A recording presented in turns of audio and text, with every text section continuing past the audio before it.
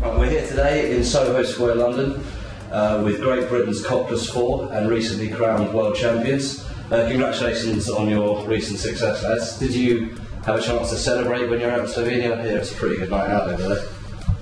Yeah, we were racing on the last day, so we had one evening to celebrate and enjoy ourselves before the holiday. But the guys in the A, for example, finished 4 days before us. They had 4 nights out enjoying the Slovenian delights. Any stories you can share with us? It's not as many good nightclubs as there are just outside the doors in Soho. Obviously, your victory this year is a step up from last year's 4th. Was there any major changes over the last 12 months, or was the result last year just a bit of a one-off blip? Tom was changed.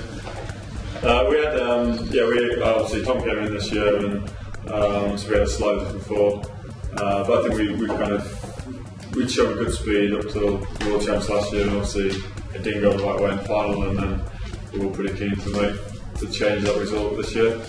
And it's nice that the whole season will be in, so far so good. With your World Championship gold and Great Britain got an overall record medal haul, if I'm right in saying, obviously that puts Great Britain in a good position heading into next summer. How optimistic can rowing fans be for the Olympics next year? Well, I mean, touch wood, I'd hope they'd be pretty optimistic. We're in the best position we've ever been the year before in the Olympics, and I think there's a lot of confidence in the team. We've got a lot of medals, got a lot of gold medals, silver medals and bronze medals. I think the rest of the team want to turn them all into gold, and that's going to be the challenge, getting those sort of last half a second here. But we're in a great position, so hopefully we'll have a good Olympics, and particularly get some home advantage being in the UK. So we'll see. But I think the team's had a really good experience, so hopefully a good one. Well, Britain have always traditionally had a lot of success in rowing, always been world leaders. Is the expectation of success, does it ever feel like a burden, or is it just something you strive to maintain? Only when you do, I think maybe like last year we didn't do as well as we wanted to, then people ask questions more when you do badly than if you do well. Because it's expected that British rowers do well. We expect that of ourselves as well, but it's a little bit of extra pressure because people just expect it.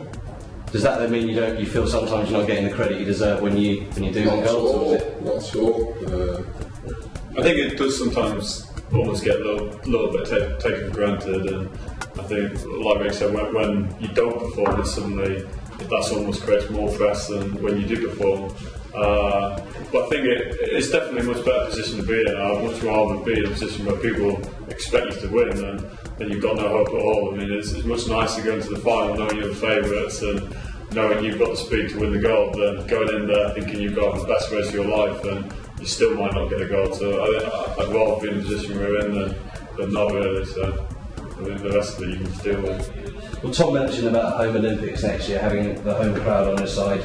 Will the expectation be even greater next year, or or does the expectation kind of come from within more than anything? I think it comes from within more than anything, really. But I mean, crossing the line this year at the World Championships, when we won, I felt relief more than anything, just because of the sort of expectation and pressure which we'll just be talking about. And I think that's going to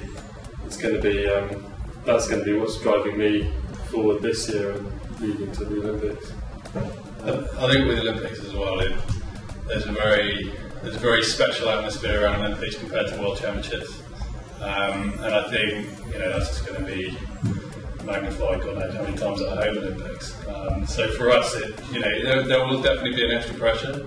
I think we've got to be confident in how we want to perform when we go to London, because you look at past Olympics, like you look at the Coxless Four event in Beijing.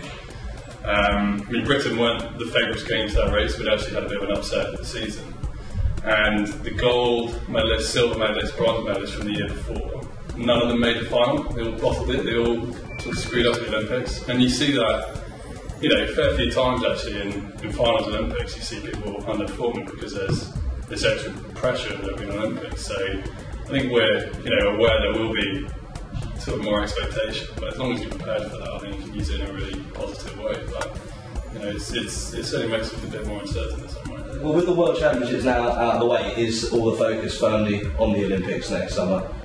Yeah, definitely. I mean, up till now we've always had this. I mean, there's been quite a lot of talk, obviously, throughout the last 3 years about the Olympics, and it's kind of built up. But for us, we've always had another World Championship to kind of focus on, and that's always there's always been a World Championships coming before the Olympics, and now suddenly that's done now, and the next one is the Olympics, and I think suddenly now, for me, it's kind of brought to the attention that actually we're not that far away now. I mean, although only a month ago, I mean, it's not that much longer than it is now, but we had that World Championships in the way, and that was the important thing to get done.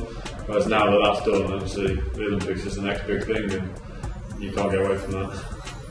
And finally, with the Olympics, are you hoping to enjoy some of it as spectators? Is there anything in particular, or anyone in particular, that you're hoping to see in action? Luckily, rowing's in all in the first week, so hopefully, if we all goes well as we want to, then you might see the odd event in the second week, but if I get what I went, someone might have to scrape me out of the gutter. That's the second week.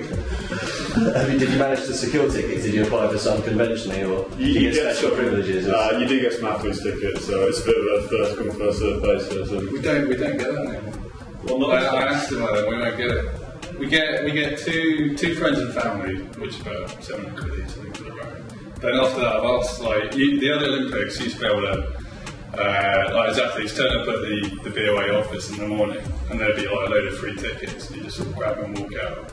But I don't think that's happened this time. So that's your question. I applied for some tickets, but I didn't get any. Beach volleyball, like everyone else did. This might sound so, but you want to go to the men's beach volleyball? You've all got the women in the stands watching. Alright, so.